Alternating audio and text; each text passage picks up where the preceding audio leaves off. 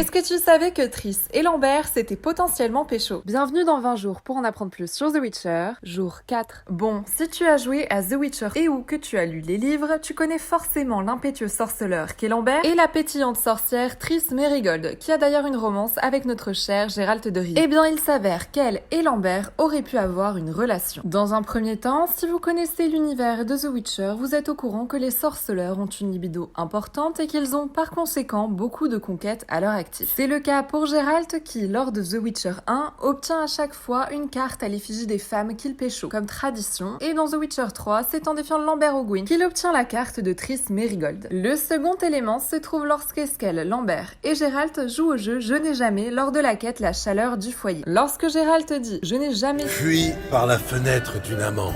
Lambert boit son verre, ce qui prouve qu'il l'a déjà fait, et ajoute C'était un ami à moi.